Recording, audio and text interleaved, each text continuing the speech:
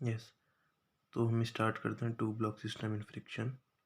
We जैसा हम friction में देखते हैं, लास्ट टॉपिक होता है कि टू ब्लॉक सिस्टम का, इसमें एक ब्लॉक के ऊपर दूसरा ब्लॉक रखा होता है। सो हम उसी को डिस्कस करेंगे। तो इसमें हम केस बनाते हैं। पहला case, force on upper block and friction between the two blocks.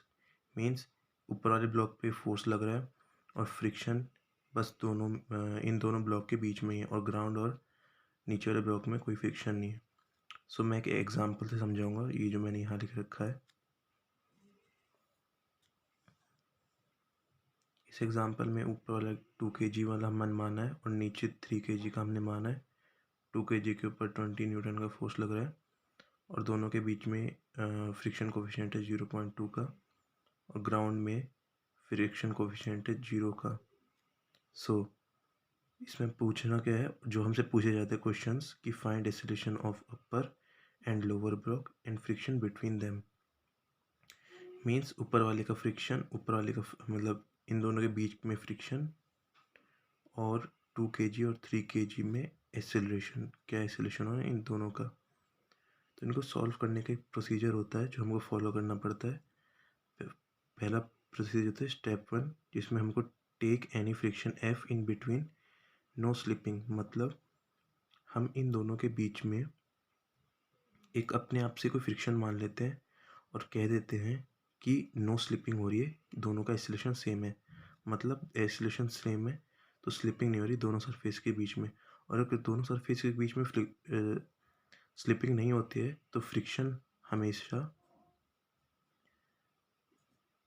कम लगता है फ्रिक्शन मैक्स से, और वो फ्रिक्शन हमको पता नहीं है, तो इसलिए हमने वो फ्रिक्शन एफ माना इन बिटवीन।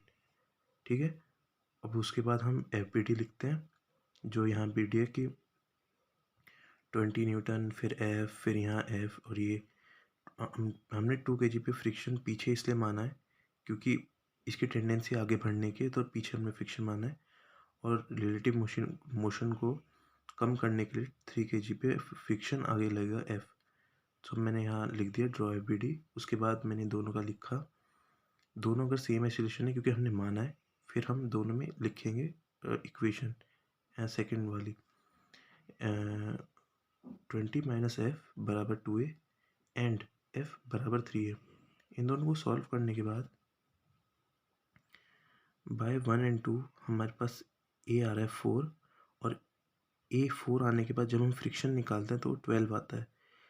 लेकिन अब हमको फ्रिक्शन चेक करना पड़ेगा कि ये फ्रिक्शन मैक्सिमम फ्रिक्शन के कम है या उससे ज़्यादा है। अगर मैक्सिमम फ्रिक्शन से कम आता है तो जो हमने माना है बिल्कुल सही होता है, लेकिन अगर उससे ज़्यादा आता है तो स्लिपिंग हो रही होती है और उस केस में फ्रिक्शन पूरा लगता है। अभी इस देख के समझ में आ जाएगा। फ्रिक्शन जब हम निकाले 12 न्यूटन आ रहा है, और फ्रिक्शन मैक्स निकाले हैं म्यू इंटू एन ई से, और एन ई होता है जो हम यहाँ से निकालते हैं वाई में इक्वेशन लिख के एन फ्री बॉडी डायग्राम से N1 जो हमारा 20 आता है, क्योंकि ये टू ब्लॉक तो ऊपर नीचे जा ही नहीं रहा है, इसलिए N1 मीन्स 20। जब हम यहाँ वैल्यू पुट करते हैं, म्यू हमको पता है कितना था 0.2। जब यहाँ पुट करते हैं तो हमारा आंसर आता है 4 न्यूटन, और जो हमने एफ निकाला है वो 12 न्यूटन है, और ये 12 न्यूटन मैक्सिमम फ्रिक्शन से ज़्यादा है। तो इसका मतलब and F is coming 12 newton, so slipping is taking place and difference acceleration of block, क्योंकि एफ जो आ रहा है वो मैक्सिमम से ज़्यादा है। अगर मैक्सिमम के ज़्यादा आ रहा है तो दोनों ब्लॉक्स के बीच में स्लिपिंग हो रही है और उन दोनों का एक्सेलरेशन डिफरेंट आएगा। सो मैंने सेम वही करता हूँ जो मैंने यहाँ किया था, 20 माइनस एफ, और एफ हो जाएगा 4 क्योंकि फ्रिक्शन मैक्स लेगा ड्यू टू स्लिपिंग से।